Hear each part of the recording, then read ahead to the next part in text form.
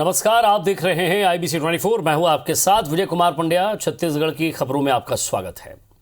Lockdown के दौरान Raipur queen's club में हुई पार्टी के मामले में संचालक हरबख्श सिंह बत्रा को दी गई मियाद सोमवार को पूरी हो रही है।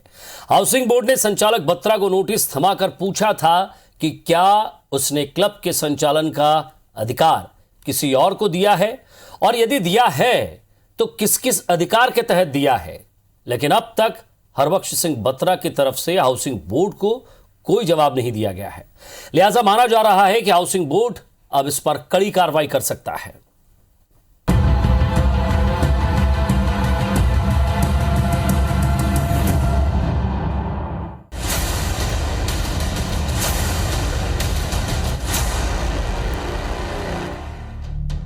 लॉकडाउन के दौरान रायपुर की क्वींस क्लब में हुई नशे की पार्टी और फिर उसमें गोली चलने की घटना के बाद क्लब का स्वामित्व रखने वाले पर हाउसिंग बोर्ड कड़ी कार्रवाई करने के मूड में है।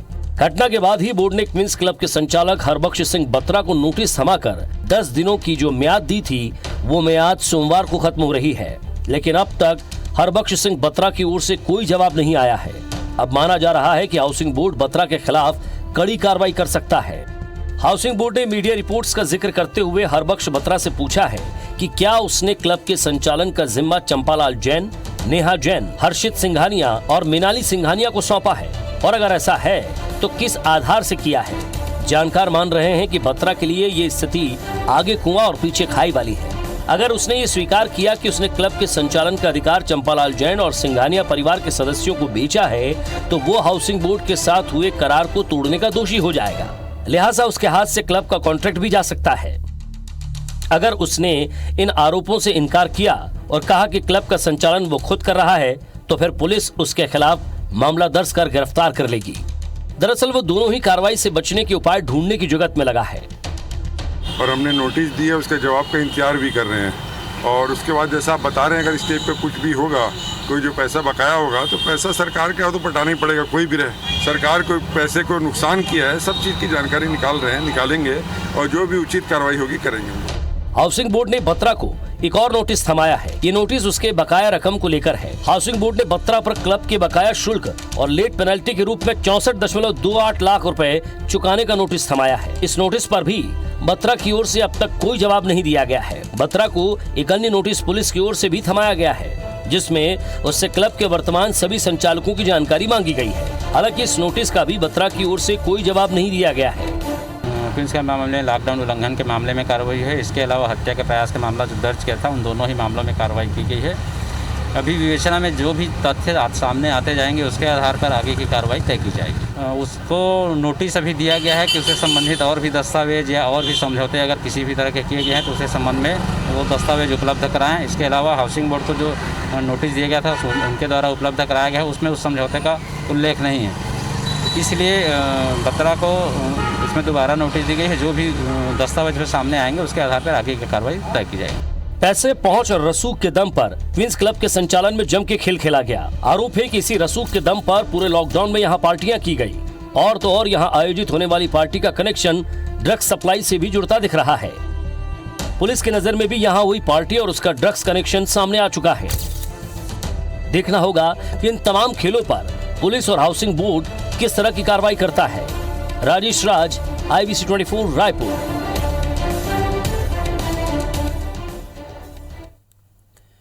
तो लॉकडाउन के दौरान क्वींस क्लब में पार्टी और गोलीबारी की घटना सामने आई। कोई भी सवाल उठा सकता है कि पूरे लॉकडाउन के दौरान किस तरह से क्वींस क्लब में हुक्का, शराब, शबाब और ड्रग्स का काम होता रहा है। लेकिन ना तो पुलिस ने और ना संबंधित विभाग ने कार्रवाई करने की जरूरत महसूस की। इसके पीछे क्वींस क्लब के वर्तमान संचालकों की रसूख, उनकी पहुंच, नेता, पुलिस, प्रशासनिक अधिकारियों से रिश्तों की एक वजह बताई जा रही है। आइए आपको बताते हैं कि क्वींस क्लब के संचालन का आखिर सच क्या है।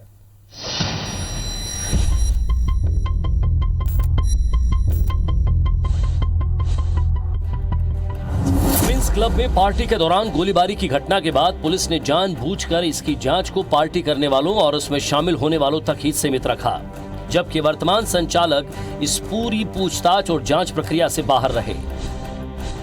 यदि लॉकडाउन के दौरान क्लब का संचालन नहीं होता तो गोलीबारी, शराबखोरी और अय्याशी जैसे दूसरे गलत काम नहीं होते। इस पूरे मामले में पुलिस, जिला प्रशासन, आबकारी और हाउसिंग बोर्ड की भूमिका भी संदेह से परे नहीं है। इधर वर्तमान रसूखदार संचालकों ने एक नई थ्योरी गढ़ ली है और इसका प्रचार प्रसार भी किया जा रहा है कि पुराने संचालक हरबख्श सिंह बत्रा ने अंधेरे में रखकर ये डील की। लेकिन ये भी मान लिया जाए कि हरबख्श सिंह बत्रा ही असली संचालक हैं, तो बार का लाइसेंस चंपालाल जैन पर कैसे है? इस मामले में एक संचालक शख्स की गिरफ्तारी के साथ साथ प्रारंभिक तौर पर जिन लोगों के नाम सामने आए और जिनके नाम से एफआईआर हुई, वो कैसे संभव हुआ?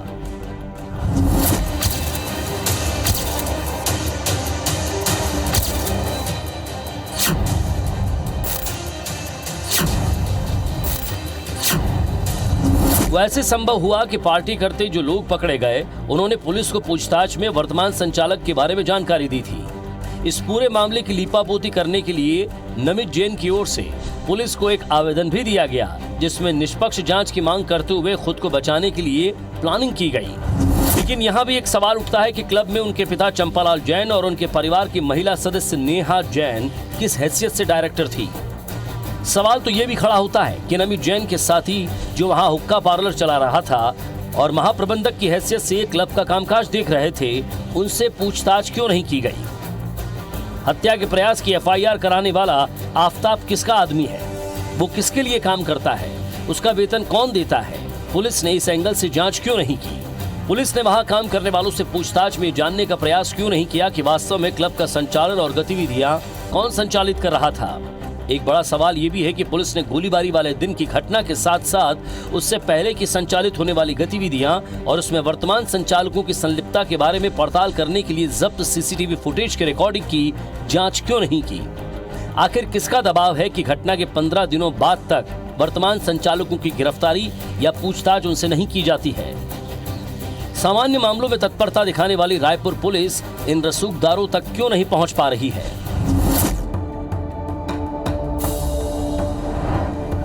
इस मामले में बार बार हरबख्श सिंह बत्रा, हाउसिंग बोर्ड और पुलिस एक दूसरे को नोटिस और जवाब देकर समय काटना चाहते हैं ताकि ये मामला ठंडा पड़ जाए और दोबारा से क्वींस क्लब के सारे गलत काम फिर से शुरू हो जाएं। ये नोटिस और जवाब का खेल इसलिए खेला जा रहा है ताकि जैन परिवार को आसानी से इस मामले से पाक साफ बाहर निकाला जा सके।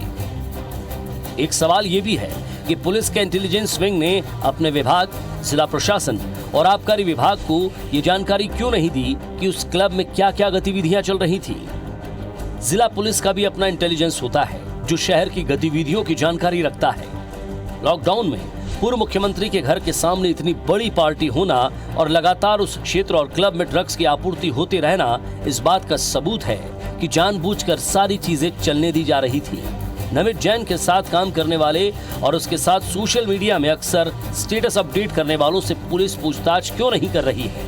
यदि पुलिस ईमानदारी से इन सब से पूछताछ करे तो ड्रग्स कनेक्शन के साथ साथ क्रिकेट के सट्टे समेत बाकी गलत कामों का न सिर्फ खुलासा होगा बल्कि इनके नेक्सस और इस समूह की मॉडस ऑपरेंडी के बारे में भी पता चल सकेगा कि किस तरह से ये लोग भोले भाले युवाओं को कर्ज और ड्रग्स की जाल में फंसाकर उनकी जिंदगी और उनके परिवार को बर्बाद कर रहे हैं।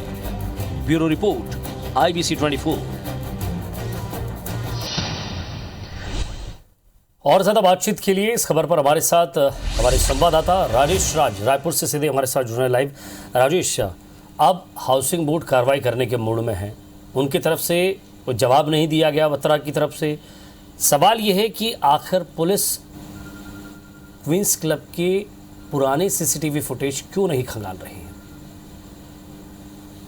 देखिए, हम शुरू से कह रहे हैं कि पुलिस को अपनी ईमानदारी साबित करनी पड़ेगी और ये दूसरी रिपोर्ट सब जितने भी करीब 15 दिनों से अगर आप रिपोर्ट्स को देखें, बहुत बड़ा सवाल पुलिस के ऊपर ही खड़ा हो रहा है और वो इसलिए क्योंकि ये वो एजेंसी है जिसके ऊपर दायित्व है कि अगर कुछ भी गलत हो रहा है, नियम विरुद्ध हो रहा है तो उस पर वो कार्रवाई करेगी। जैसे कि हमने सवाल उठाया कि लॉकडाउन में अगर वहाँ पे पार्टी होती है तो पुलिस के अपने इंटेलिजेंस विंग है, क्यों इन्फॉर्मेशन नहीं थी उसके पास? पुलिस के पास इतना बड़ा तंत्र है, इतने बड़े लोग, इतने ज़्यादा लोग हैं, जगह जगह पर चप्पे चप्पे पर तैनाती थी। उन दिनों में लॉकडाउन लगा था, चेकिंग हो रही थी, लोग वहाँ पहुँच कैसे गए? ये तमाम वो फैक्ट्स है जो ये कह रहे हैं कि पुलिस ने या तो जानबूझ करके वहाँ पे जो कुछ हो रहा था चलने दिया, या फिर सूचना होने के बावजूद कार्रवाई करने की ज़रूरत नहीं समझी और जिसके चलते ये पार्टी हुई और वहाँ पे गोलीबारी की घटना हुई। अब भी सवाल यही हो रहा है कि घटना के बाद अगर पुलिस ईमानदारी से काम करे तो बहुत सारे सवालों का जवाब मिलेगा जो हम उठा रहे हैं, क्योंकि ये घटना सिर्फ लॉकडाउन के दौरान पार्टी आयोजित करने की नहीं है और ना ही वहाँ पे सिर्फ एक फायरिंग की है, बल्कि इसके पीछे और भी कई गलत काम हुए हैं और इस बात की इनपुट पुलिस को है। हम सवाल उठा रहे हैं और राजधानी के लोग भी उस सवाल को रख रहे हैं पुलिस के सामने कि पूरे लॉकडाउन के दौरान, ये सिर्फ इस लॉकडाउन नहीं बल्कि मार्च से जो लॉकडाउन हुआ है उससे लेकर के अब तक में हर एक दिन वहाँ पे पार्टी हुई है, चाहे लॉकडाउन रहा हो या लॉकडाउन खुला रहा हो, पार्टी हुई है, ड्रग सप्लाई हुआ है, अयासी हुई है, शराबखोरी हुई है। ये तमाम तरह के इनपुट्स पुलिस के सामने दिए गए हैं। अब पुलिस को ईमानदारी से काम करना चाहिए और जो एंगल, जो सवाल उठ रहे हैं उसके पास वो तमाम फैसिलिटी है, कैपेबल है पुलिस, उसको कर सकती है। और अगर नहीं कर रही है तो हम फिर से कह रहे हैं कि पुलिस दबाव में है, रसूखदारों के दबाव के चलते फिर से घटना सामने आने के बाद भी वो बड़ी ईमानदारी के साथ काम नहीं कर रही है। ये एक पुलिस का एंगल है। दूसरा जो हाउसिंग बोर्ड का एंगल है, हाउसिंग बोर्ड अब इस मूड में ज़रूर दिख रहा है कि वो कड़ी कार्रवाई करे। स्पष्ट संकेत है कि अगर ये बात साबित हो गई कि हरबख्श बत्रा ने इसे सबलीज किया है, जैसा कि पुलिस कह रही है, रिपोर्ट्स कह रही है, हमारे पास वो डॉक्यूमेंट्स भी है कि 9 करोड़ 11 लाख रुपए की लेन देन करने के बाद इसका अधिकार किसी दूसरे को बेचा गया है। अगर बत्रा इस बात को कबूल कर लेता है तो ये तय मानिए कि उसके हाथ से क्वींस क्लब छिन जाएगा।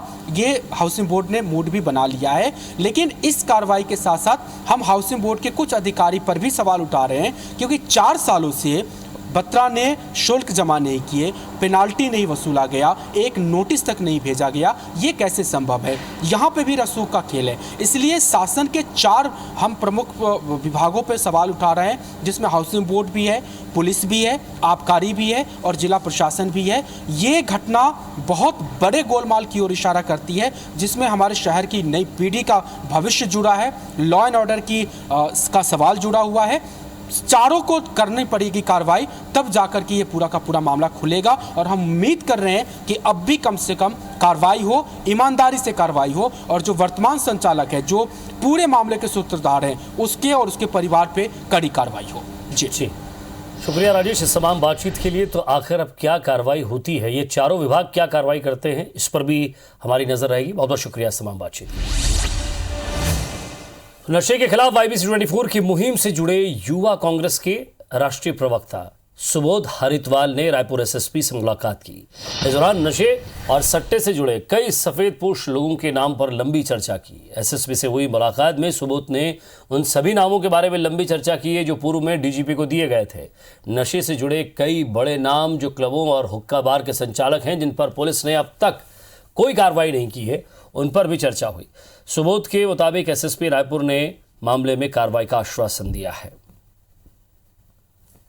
जो क्रिकेट और ड्रग्स के नेक्सस से जुड़े बड़े बड़े लोग हैं, रसूखदार लोग हैं, उनके नामों पर सर से चर्चा की और SSP साहब ने बहुत ही एनर्जी के साथ, बहुत ही उनकी इच्छा शक्ति मुझे दिख रही थी कि इस पर कार्रवाई होगी और अभी होती भी आ रही है। उसके लिए पुलिस प्रशासन का धन्यवाद है।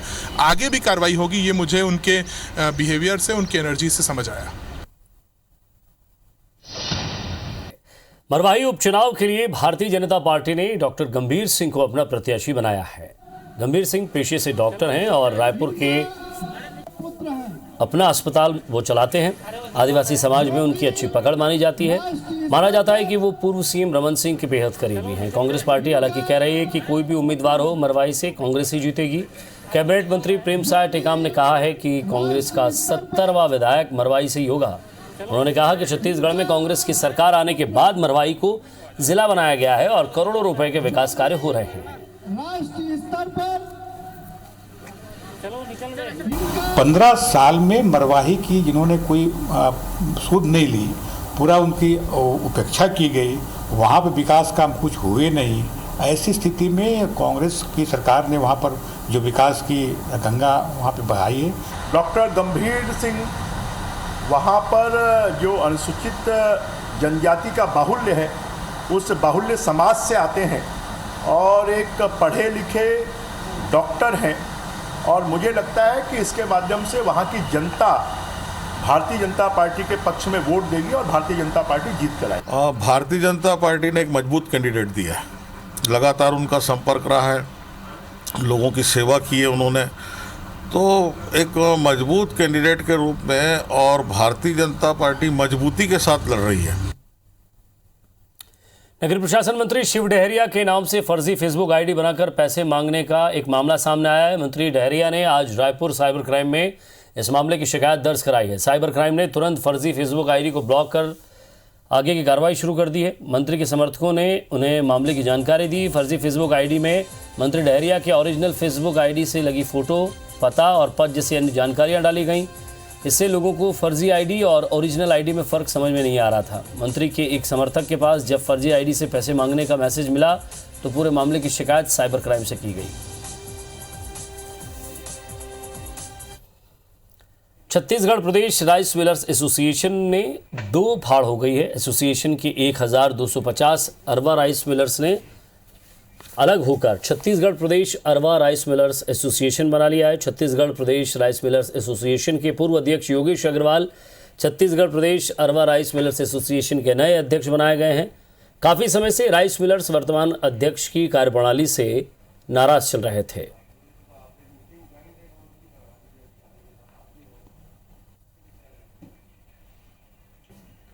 तो छत्तीसगढ़ प्रदेश राइस मिलर एसोसिएशन की एक बैठक हुई है रायपुर में, जिसमें राइस मिलर्स का गुस्सा फूटा और अरवा राइस मिलर्स ने अपना अलग एसोसिएशन बनाने का निर्णय लिया। बैठक खत्म होने के बाद अरवा राइस मिलर्स एसोसिएशन के सदस्य खाद्य मंत्री अमरजीत भगत से मिलकर अपनी समस्याओं से उन्होंने अवगत कराया।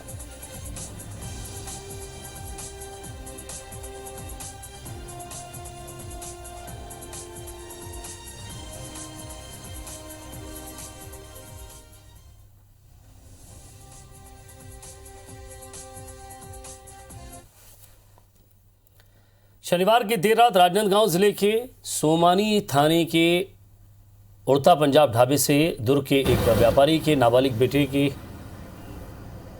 अगवा करने की बात सामने आई। आरोपियों की तलाश में पुलिस जुटी हुई है। आसपास के इलाके का सीसीटीवी फुटेज खंगाल रही है। बताया जा रहा है कि अपहरणकर्ताओं ने व्यापारी से रुपए की भी मांग की है। वहीं पुलिस इस मामले में कुछ भी कहने से बच रही है।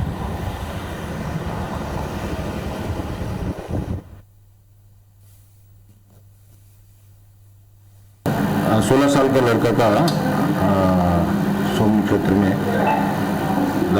दावा के पास उसका अपहरण का मामला सामने आया था। उसका पिताजी के द्वारा हमको रिपोर्टिंग हुआ है। उसको संज्ञान में लेते हुए हम लोग अपराध कायम किया है और पतासाजी जारी है और विवेचना में अभी है।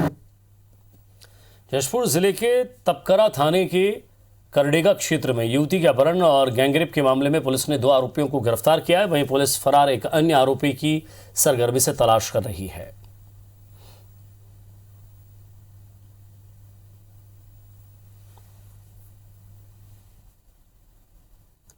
और इसके साथ फिलहाल इस बुलेटिन में इतना ही। खबरों के अपडेट्स के लिए आप देखते रहिए IBC 24। नमस्कार।